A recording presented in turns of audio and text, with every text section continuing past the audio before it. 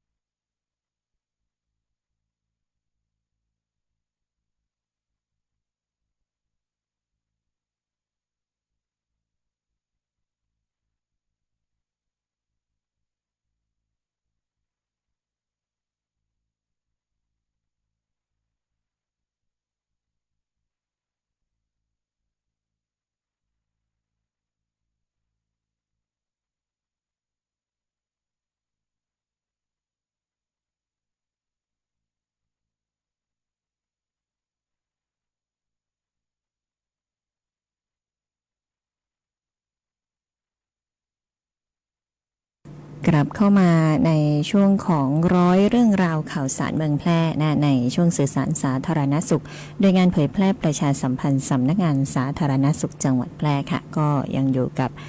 พิรุณพรแสงสร้อยกันอยู่นะคะมาติดตามข้อมูลข่าวสารกันนะคะแน่นอนนะว่าปาร์ตี้สังสรรค์นี้นะคะช่วงของเทศกาลสงกรานต์เนาะจะต้องมีเรื่องของน้ำมาเกี่ยวข้องนะเมื่อต้นชั่วโมงนะคะได้พูดถึงอันตรายจากการจมน้ำเสียชีวิตนะคะในช่วงนี้ก็จะมาพูดคุยถึงเรื่องของการบริโภคนะคะการรับประทานน้ำแข็ง นะคะหรือว่าเลือกซื้อน้ำแข็งให้ถูกหลักอนามัยเนาะทั้งน้ำแข็งที่จะเอามาใช้ผสมกับเครื่องดื่มนะคะหรือมาใส่น้ำรับประทานก็ดีเนาะทีนี้น้ำแข็งนะคะก็อาจจะปนเปื้อนมากับสารพิษสารอันตรายเชื้อโรคต่างๆนะคะร้อนนี้นะคะอาจจะดับร้อนด้วยการทานน้ำที่ใส่น้ำแข็งนะเย็นๆนะคะกรมอนามัยก็มีวิธีเลือกซื้อน้ำแข็งที่เหมาะสมสำหรับการรับประทานได้นะคะเลือกที่ภาชนะบรรจุสะอาดปิดสนิทแน่นหนานะคะมีการแสดงฉลากภาษาไทยระบุรายละเอียดของชื่ออาหารนะคะเลขบนอาหารเครื่องหมายอย.นะคะซื้อเลือกซื้อนะคะต้องดูที่ตั้งนะดูชื่อดูที่ตั้งดูผู้ผลิตนะคะ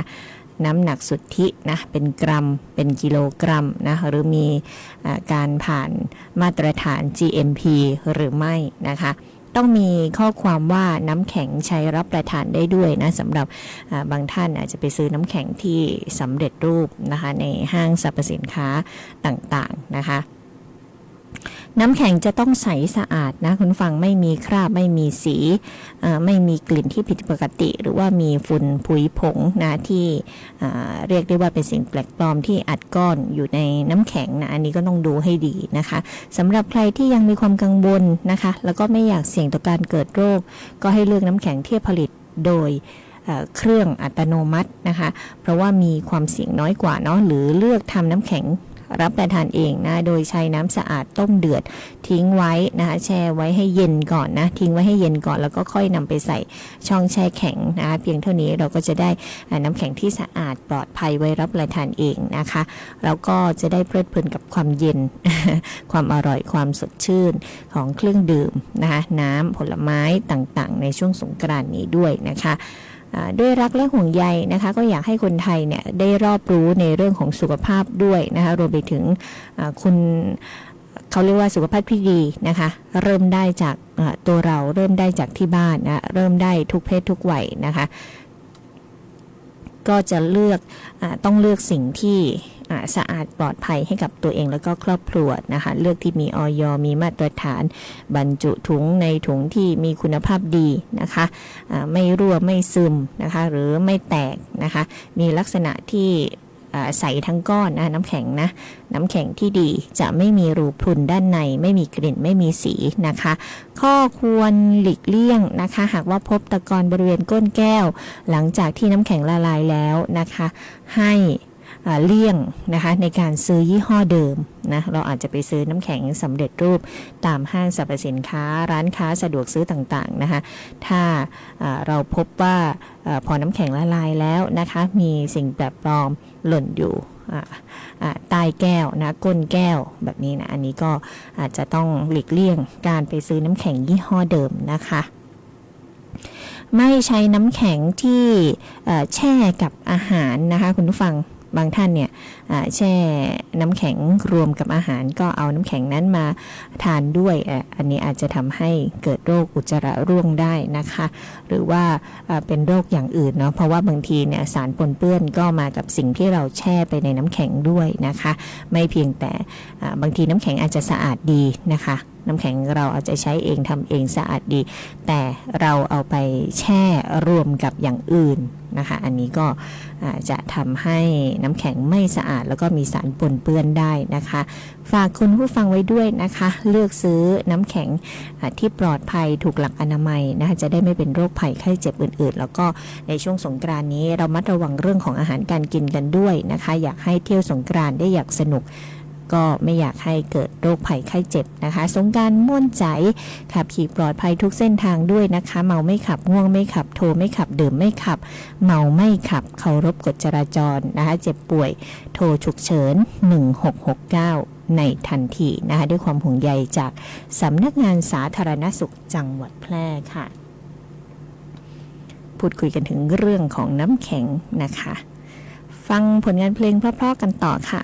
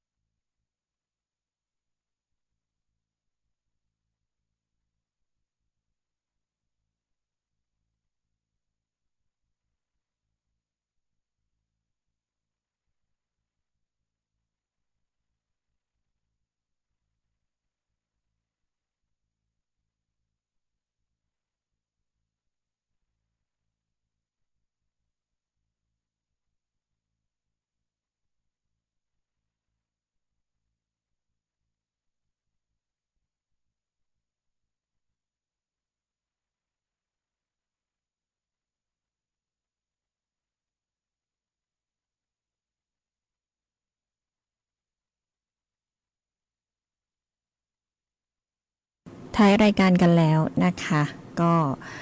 วันนี้นะคะเข้าสู่ช่วงของเทศกาลสงกรานต์ปีใหม่เมืองกันแล้วนะคะทางสำนักงานสาธารณสุขจังหวัดแพร่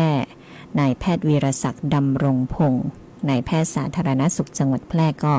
ฝากคุณผู้ฟังประชาชนเรื่องของอาหารการกินนะคะกินอาหารให้อุ่นใจปลอดภัยตลอดปีใหม่เมืองนะคะสุกร้อนสะอาดเนาะให้ทานสุกนะกินอาหารที่ปรุงสุกใหม่อาหารหลังจากปรุงสุกแล้วนะคะไม่ควรเกิน2ชั่วโมงนะคะ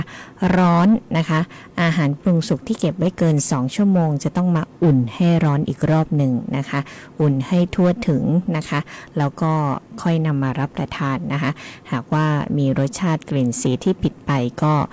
ให้ทิ้งเลยนะคะไม่ควรนำมารับประทานอีกนะคะแล้วก็อย่าลืมเลือกทานอาหารที่สะอาดนะเลือกวัตถุดิบที่สดสะอาดมีคุณภาพนะคะล้างมือด้วยสบู่ให้สะอาดเนาะดื่มน้ำต้มสุกน้ำกรองน้ำบรรจุขวดนะปิดสนิทน้ำแข็งที่มีอย.ด้วยนะคะเมนูยอดฮิตนะคะในช่วงของเทศกาลสงกรานต์ที่เป็นปีใหม่เมืองนะหลายบ้านจะต้องมีนั่นก็คือลาบลู่หมูกระทะนะคะปฏิเสธไม่ได้เนาะคุณผู้ฟังเนาะว่าอาหารเมืองนะคะใครที่เป็นลูกเป็นหลานชาวคนเมืองนะก็จะมักจะมีเมนูนี้นะคะ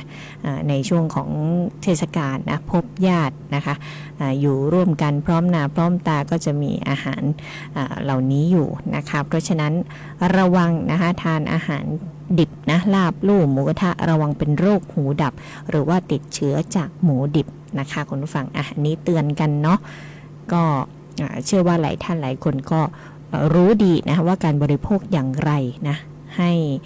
ปลอดภัยต่อสุขภาพร่างกายของตนเองเนาะทีนี้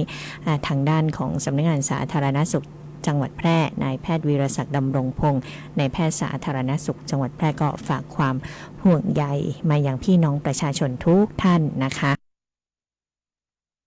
กินอาหารให้อุ่นใจ